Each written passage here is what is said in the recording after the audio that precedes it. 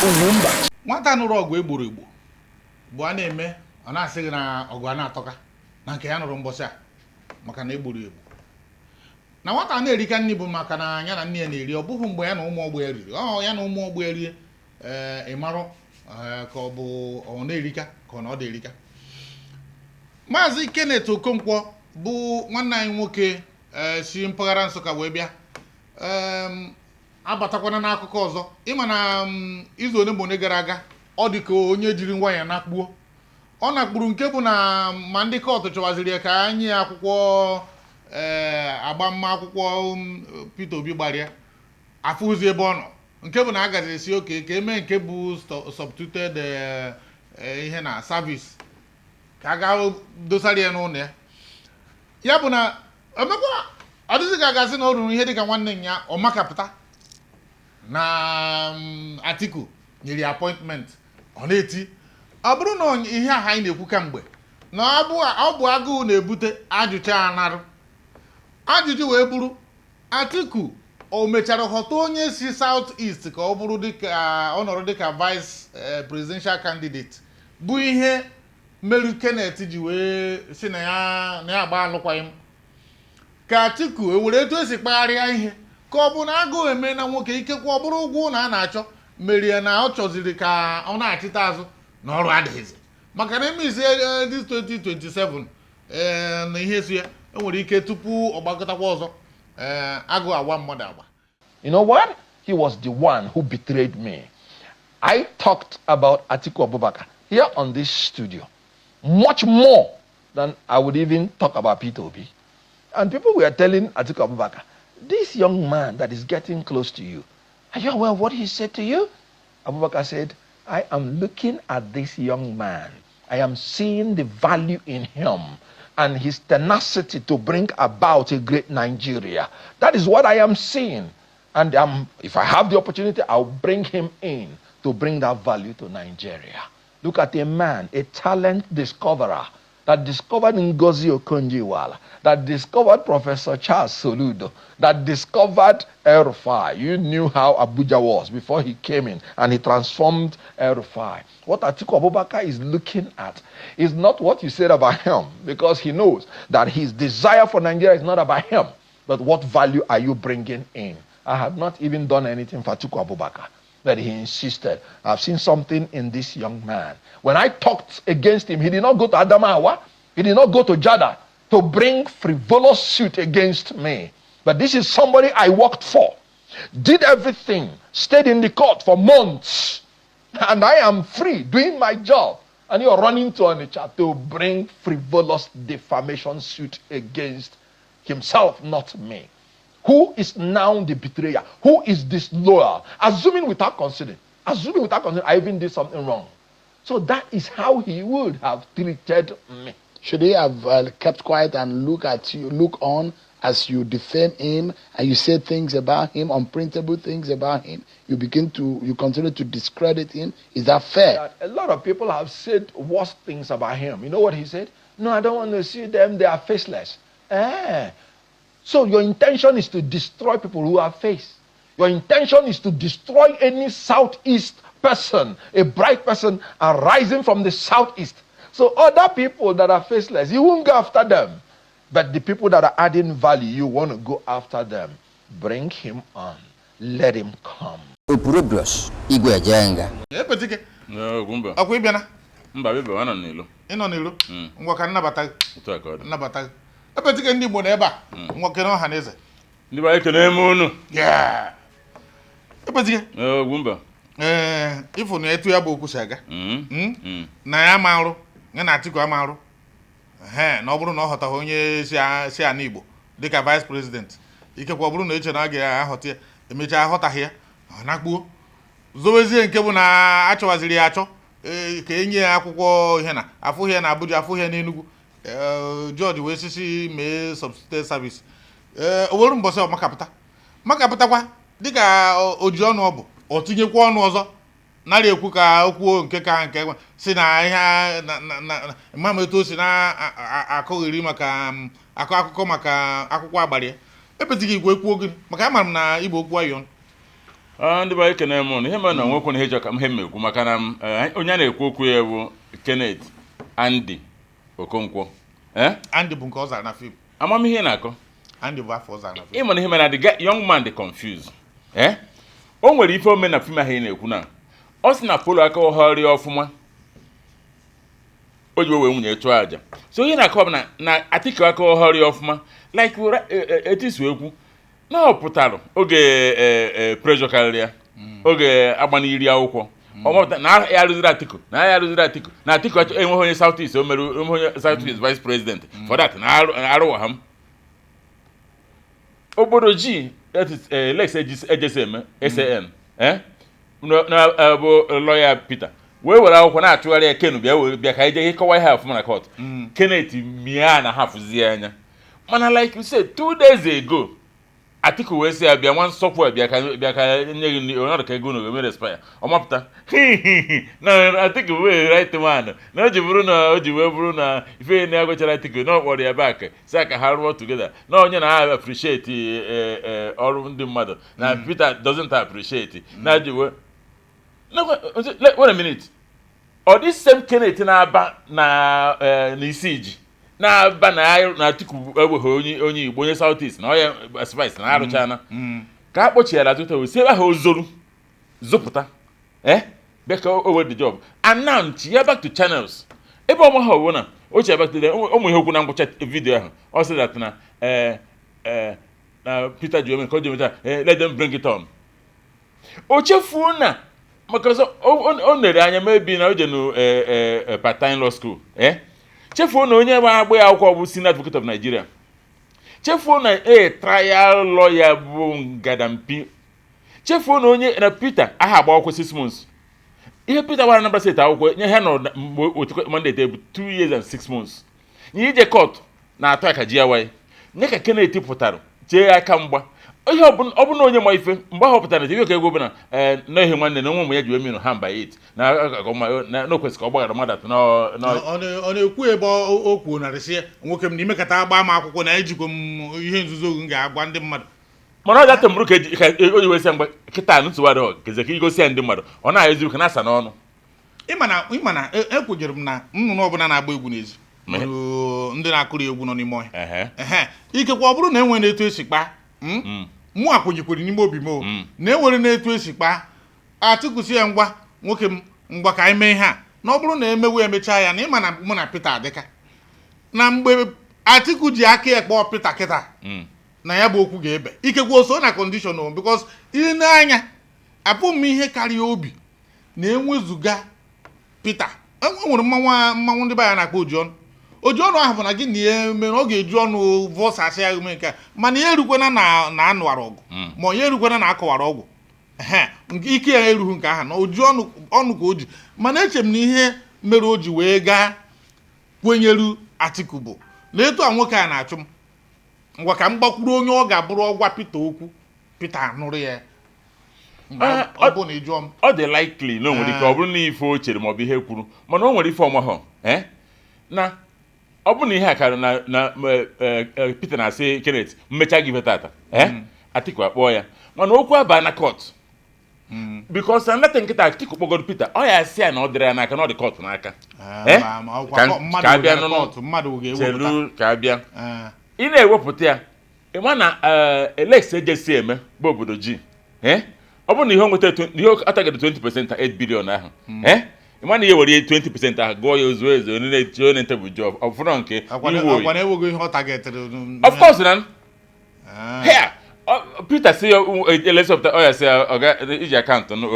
mene ihe o were 20% or 10% of that ọsọ maka ebe ọga m ma 10% na onye 10% of that 8 billion na-agbara na akwụkwọ woyi if not happy aka Kenneth maka number one thing Kenneth amụhụ ọ bụ na okwu Peter J this channels na ekwu that na na Atiku si vote orie n'ọgụ anyị nwoke ka ọ bụ ekwute okwu Peter ọ sịra ihe bụ brothers efe na setụl ya o nwere ike a na-ekwu ntị aba ya mana ọ lụrụ na Channels TV under evidence wee sịfa bring it on now what it means that na o believe na ejesi eme na sign ya bụ nke ụmụazị na ụmụ ihe ọ emenwu ọ ya fụ nkịta ọgọdọ mba ka hapụgodo nke eji si eme ka hapụ nke eji si eme maka anyị niile were lọya mana ịma na e nwere etu ọ na-agba ruo ịgwa lọya sị ya nna na ihe a bụ okwu ụmụnna na-ekpewe gị ya na onwe ya ghọtakwuru na nwoke ibe m bụ onwe ya ka ọ na-azọ maka na ọ bụrụ na emekata nene anya onye siri na ewezụga ọnụ ọkọchagburu Atiku mgbe mbụ na 2023 ihe niile ọ gwọrọ Atiku ji na aja ọ na-ekwukwanụ na Atiku na ihe niile ya kwuru na Atiku akpụpụghị ya kọt ọ bụziri nso oke ọrụ nwanne ya nwoke echichi ya bụ ihe kpụpụgharị ya kọt now ọ bụrụ na ewezụga ihe a niile eruzie kịta na o mechie na-achị azụ kwukwasị na ya ma m sonyere Atiku na ọ bụrụ na ọ kpọtaghị onye South East wee n'ụtara na abụọ asọ mmiri na abụọ ọ gbupụcha narị o wee gburukwu ya ọ na ịma ha na okwu ndị Igbo na agụụ na-ebute ajụcha ya narụ ichere na enweghị ihe ọ na-ama mmenwu iji si ngwa ka ọ bụrụ na onye ọbụla mmiri na-ebu nwere ebe ọ na-agada aka mana ebe ihe m chọrọ ịjụ okịta ọ bụrụ na ọ gị waba Atiku ị ga-akwọbata ya ọzọ Atiku dị desperate and Atiku maratana even na Adamawa na presidency na ọ ya win Peter a sị na Adamawa Atiku ama win Peter ọ ma nke ahụ so ihe na-achọdobe bụ somebody erabu Rosa like Kenneth nwere ike ịkọ ọnụ nwere ike eme ka asị n'onwe ihe ọ na-eme actually ọ mụrụ onwe ihe ọ na-eme maka ọ bụrụ na m nwa bụ Atiku like you said Kenneth owere na Kenneth m echeke m ihe Peter wara ya n'akọ 8 billion agbanye 16 billion onye ọzọ ị ga-echekekwa na ọ bụrụ na ị bụ Atiku bụ enwere onye ọzọ ị ka ga-akpọtawu ga-agbawu wing a maka ichetara mgbe Etimesin na-agba bọọlụ na enwere mgbe a gbara egbe ka a na-akwado World Cup ndị ochi gbaa ya egbe ka ọ na-aga klọb emechi ka ọ na-eme federal gọọmenti flyere Etimesin dịka mee ntamee imo ma ya bụrụ na Etimesin na-agwọtara ya gbatara ndị be anyị ji na-ekwu na onye ọbụla maara agba bọọlụ na-akpọ kochi iyi ikekwe enyi m anyị chekiena Buwara bụ onye anyị maara na o nwere A1 na ụmụ okwu tukpo ekpo ahụ a na-adị na-eme agakwuru na Tinubu and Tinubu bụkwa na onye ọzọ maara etu esi eme ụdị ihe ahụ mechara kpọbata Reno mechara kpọbata ma FFK ha niile dị na mma o wee doo m anya na ha niile maara ihe ha na-eme na ịkpọgodo m iyi taata o ruo echi ọ bụrụ na ọgụ a ka bụ ihe ga-enye m ihe m chọrọ ọ bụrụ na ọgụ a ga-eme mkpọtụ na TV ka ndị mmadụ na-anụ afa maka ihe ha na-ekwu bụ etu ọbụla ochi dasị na-anụ afa Atiku and ya bụ ihe Kenneth na-enye ya bụ na ọ bụrụ na ị nechara anya ebe ọ bụ na o nweghịzi onye ọzọ ka Kenneth mma Kenneth dịkwa mma na n'okwu ụmụ okwu chọchọchọ ahụ nke mara dịka i kwuru ọkwa na Nsụka be ha ka e kwuru na confuse dụmaga ya bụ na otego confuse bidoro mana ebe ọ bụ na ọ na-emete ọfụma ọkwafụ ihe eji ọnụ ekwu ebe ọ bụ na ọ na-emete ọfụma ebe ọ bụ na ọ marụgo ịtụgharị okwu ebe ọ bụ na ọ marụgo na mkpụrụ ebe a nkwụkọta ọ bụ na onye m nsogbu akwụnata m n'ebe a ị na-ajụzi m nke ọzọ ana m asị gị ana m ekpechi gị ọnụ ihe a bụ ihe politiks ihe a bụ okwu ndị ihe ọ bụghị ndị otu Peter kpọtara obi enye m oval na-eme ka ọ na-enye gị fax ebe a abụghị kọtụ a na-eme fax ebe a bụ ebe ka onye kakwute okwu ya bụ na ama m na Atiku nwere ihe ọ fụrụ n'ime ya o ji kpọrọ ya and apart from that na o nwere ike ọ bụrụ inyere ya aka biko ewe n'iwe Ugwumba ewe n'ụtụtụ maka gị cheru so ị na-achọ ịkọwadatana na Atiku dị empty and ọ chọrọ somebody dị emptier than him ka e nwee ike na falsify people's mind gee ntị ihe eji akpọkwanụ lọya enwere ihe m gụrụ mbọsa ihe eji akpọ lọya mgbe ụfọdụ bụ na ifugodo onye gburu mmadụ na ejidere mgbe o gburu mmadụ oke enwere keesi mere na ọkwa na Warri ebe onye polisi ji egbe gbagbuo mmadụ ọ bụrụ na esetara ya ọ pụtara na kọtụ si not guilty ihe a na-eji eme ụdị ha dịka m gụtara bụ na erute na lọya nke gị ga na-achọzi technicalities ebe a ga-agbado aka mmadụ ka a ga-eji kopụta isi ọ bụrụ na ọfa ka emezie ya ka ọ bụrụ life sentence ọkwanye ya ka a na-eji abụrụ ọda ihe a ya bụ na Atiku na onwe ya maara na nke mbụ na ọ bụrụ na emezie ya ọfụma onye ọbụla uche zuru oke ama nnecha onye bidoro kamgbe 1992 ọgị sịrị na onye a abụghịkwa mmadụ atighịkwana ya bụ ọgị Obasanjo o na-azọ prezidenti kamgbe ahụ oru ndị ugwu oru ndị ndịda ọ na-azọ o wee ruo nke kịta na amaara nọ ndị ndịda bụ ihe nwe ụfọdụ ndị be ha si ga-esi ya nwoke mwepụ aka o wee ka na-azọkwa onye ọbụla isi dị mma ama nsị ama hapụcha ụzọ baa ime ọhịa Yeah. maka na Atiku na onwe ya maara na o rughịrị ịzọ na nke a na ọ bụrụ na o kwere ya ịkwado Peter merie one time ahụ uru next time asị Peter ọkwa ihe akwa egwu nkịta onye dara nwanne onye adara nwanne ya na ihe a niile aka nne kwa aka ekpekwa aka nne mana ọ marụgo na eji anọghịziri on his side so ya bụ mezie ihe ọbụla ọ ga-eme ma ya bụrụ na ya wetara in fact na this last one na ya mere mkpọtụ meji in fact ọ bụrụ na ihe na ọ nwere ike ọ ga-ekekwa ego m na nka Adatom ya ọ ga-eke ego m o nwere ife ndị Anambra na-ekwu a sị ọ na-abụ onye kaba nka ọkụba mmemme na nwere ike kọrịa maka ụmụaka oke a na-amụ ọzọ asị ọ na-abụ onye kaba nka ọgbọba Lagos nyarị ka onye nọ Ọnịcha azụ ahịa kabazie nọ nke ọgbọba Lagos ma ọ bụrụ na ndị bọyị na-eri ego na Lagos dịbom na ihe ji jụọ onye ba nka bikos na ịnọ na Luxury maka mgbe bụ ihe ji eje Lagos bụ 911 ịnọ ya ọyọgide ruo ore ọyịsasị ukwu niile isi marụzi Lagos exactly and onye mmemme ya na-ekwu maka our viewers mmemme na-take over 30 years iji ebido iproduce fruit so onye kaba nka na-ekwu ọbụla mgbe ịkaba nka na-arị ka ebe 70 years ekụọ mmemme ịma na ya tanya bụ mmemme ọ bụrụ na Atiku since 1992 a na-ekwu 1992 gbakọgodi ahụ n'ọbụ ama na most of ndị na-awọchi anyị nne ha ejebedi the 1992 ka ọ bido azụ president every time okuni ọda naturally okunite ọda naturally emechaa ọ bụrụ vice gbọọ gị mgbe okpuru Obasanjo pịarị ọfụ n'ala ịdakata election ya afụ nkịta ọgọdị ọ dagide election the only time na Atiku a ka emete something bụ mgbe Peter bụ vice ka ọbịa nwee wave ewepụ mgbe ahụ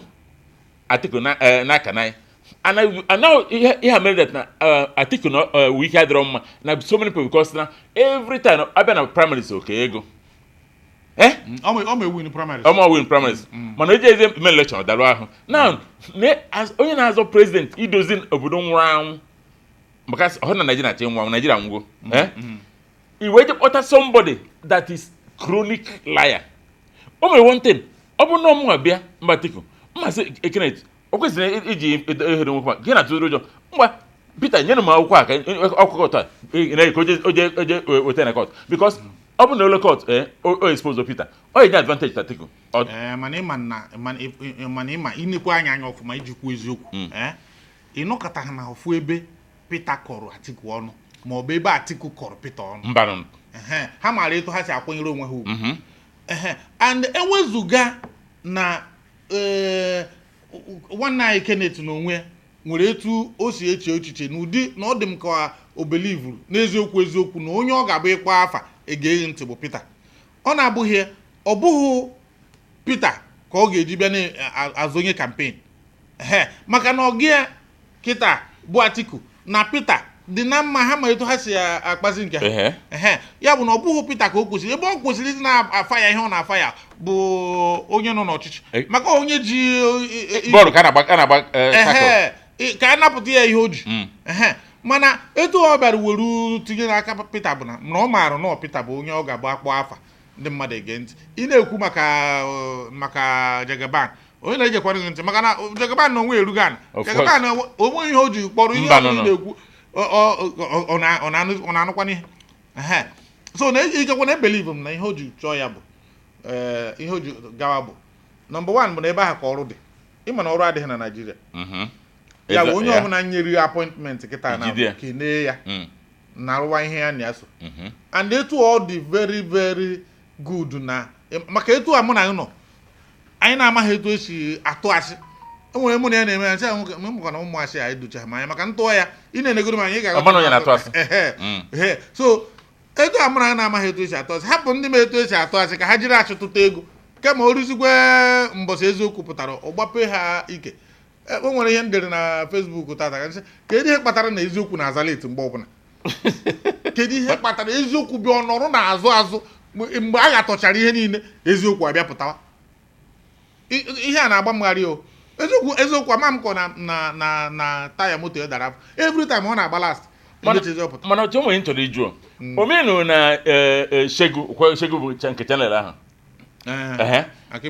Akimbele ya na Kenneth nọ ọ jụghị anya ka ọ godiri kedu ihe o mere mgbe o sị that na Atiku nwere propensity for corruption. Ịmana mụ na gị na-eneghe the full video and ama m na Kenneth ka ga-abịa ọ bụrụ maka anyị ma ọ ga-ajụ ya ama m na ọ ga-ajụ ya kama ọ jụghị ya ọ kwụghọtọ jụọ ya ọ agbago jụọ ya again mụ na ịmago na etu o bidogoro ọ gago nke channels ebe ọzọ ma a ga-ejekwu ya ntị bụ Arise mgbe o rụziri ebe ahụ nwoke ma ya nwere okwu pịa ya ụta except ma ọ gara mbọsị Rufai na-anọghị ọrụ maka ọ gaghị na Rufai ga-arụnye ya aka n'ike rụchapụta ụmụ nsị na ahụ a ga-ewepụtara ụmụ vidiyo ndị o mechara dewe ya edewe ya bụ ọ na-eme a na-egosi ya ọ dịka nke onye ọcha na ndị ọcha na Buhari a na-egosi ya sị nwoke m na-ekwe ihe ikwuru so mana ihe anyị na-ekwu bụ petike nsogbu dị n'obodo anyị ya bụ na onye ọbụla fụrụ ọrụ ya rụọ ya bụ ataghị m Kenneth maka ijucha ọrụ Atiku na-arụkwa ya ọ bụrụ na emeghị ya ị ga-enye ọrụ adịghị and ị na-anya kịta na dịka onye lọya ọ bụrụ na ọ sị ka ọ na-achịga practice was a lawyer o nwere ike o ruo de ịmakwa na ndị lọya most ndị lọya anyị bụ eda na ha nọ na property na-achọ ụlọ a na-anata ego ebe a ga na-eme ụmụ agent na ụmụ ihe na ụmụ ọrụ adịghịziri ndị lọya like before so epetike pịachi ọnọdụ na ya na nkịta aga ndị be anyị na ife gbara ngara bụ na our brother Kenneth Okonkwo mere ihe o kwuru ọ sị that na Atiku nya kparịchara ọsọ nwere propensity for corruption agbaghị ya akwụkwọ onye na-ekpere maka Atiku bụ agbaghị ya akwụkwọ ọ bụrụ Peter Obi mgbe ọ sị na Atiku na nwere propensity ọ sịrọ na criminal ka ọ bụ ọ sị nwere propensity to be for corruption ọ lụghọla Atiku ọrụ o nwere dị iche na ịlụrụ mmadụ ọrụ ọ bụ na lese secretary n'ọfịs gị si that na ọgị ya na-amabụ nwaanyị n'ọfịs ị mana ọ dị iche from ọ bụ na epetike gị na-afụ n'ụzọ sị gị na nwoke na-amabụ nwaanyị n'ọfịs that's two different things. Maka a ga-ekwenye na onye nke anọghị n'ime na onye na mmadụ sị na n'isi ọnụ exactly so na Kenneth ekwuo na o kwuru okwu and o promisiri na-enwe lot of things ya nwere ife ebe problem dị Peter agbaghị akwụkwọ because nọọsụ na oriri ego ma ọ n'omere nke ọzọ nọọsụ na o nwere other things o nwere so ihe Peter na-agbara ya akwụkwọ bụ na ọ baghị uruzi ị na-edobe na-ewepụta one by one elu court post ya ka ndị mmadụ fụ na mba onye ohi ka ndị mmadụ madata na mba ekpere ma kezi ihe na-agbara n'okirikiri enwere ana m asị Kenneth Okonkwo na niile akwụkwọ eje court disgrace Peter disgrace ejesi eme disgrace ka mụ na ahụ mmadụ ka ọ bụ na ikwe ha na n'ihe akwụkwọ etu emegoro kịta ọ dị ka anya gogide akwụkwọ through proxy ịbịaziwe na court anyị ma ndị court na-esi Igbo jọji nwere ike bịa refezi ọ bụrụ na o ji akịpụtatụla ọtụtụ ya nye n'ihu nga sigo gị jegoro 6 months ofe ebekwa ọzọ wepụkwa nke ndị court na-esi Igbo ka a ghara ịbịa chọghị achọ mba asị ọkụ mana na ọ dị ka ndị court na-esi Igbo asị na ọ dị ka ya allegedly hụ mgbe ọ bụ nke allegedly agwara gị sị gị ọkụ mana ewepụ m ya biko ife nkụzi wepụkwa ya dị ama nye na chite ime okwu n'ọnụ achịrị gị okwu n'ọnụ ihe na-eme bụ ka a zọpụta ya maka nwunye na ụmụaka ka ghara ịdị na-abịa ebe akwa ebe a ka mụ na gị nọ ikwute ofu no ihe na-ekwu bụ mụ na-eghọta ihe m kwuru wepụ ma allegedly isi na ndị court dị ka ha na-esi Igbo mma okwuru kemgbe ọgwa mere ya funu kekete bochibo ọnụ ihe ngwụrụ bụ na our court judicial enough na ha nwere ike tụpụtara tii na nga ka ihe ọzọ na chi pụta nekwe na anya onye mụ na ya nọ na-akọtọ nwoke bụ akịta akwụ na-afụna ebeti ka a ga-achọghị ihe n'anya in fact ọ dị m ka tata aga m arịpọtụ maka aghọtaghị m etu ọ ga-esi gba ikwucha ihe ekwugharịwa amadị m ebe nke a bidoro ihe ị na-ekwu ebe osi ihe m na-ekwu bụ ka ọ ghara ịbụ na anọkọtara asị gị na nke ekwe na-epeti gị na ya na-eme ihe na o kwutere ihe na iwe nọrọ ebe a na-aṅụ nkwụ na ngwọ na ọkakwa mma na gị na ya gara n'ọnwa ya onwekwa m ike na ume adịghịkwa m agadi abịakwana nwoke be anyị sịrị na mgbe ya dị yọng ka Buhari tụrụ ya 21 years kịta ya kara nka kịta na ka mmadụ ga-asị ya meghe oji nwa gbakporo onwe APC wee gbaghara ya mmehie mgbe ọntiri ofuzie na ọ karịa na ije nga oji nwa pụtara onwe na ọrụ onwe gọzie Godfather ya bụ na ihe na-ehe okwukwe bụ etu a nọ nga na-aga ha mgbe m kapịrị mpe mmadụ atụ na m nga maka ihe ikwutere n'ọnụ ka a ghara isi na agbụfụ aka rụta mma na ofu ọha adịkwa ama mgbe kere m nwoke m biko onweghị ihe o kwuru onweghị ihe o kwuru biko sị gbagharịa ekwucha m ekwucha ọka mma eto a ọ na-achọ onye ya lapụta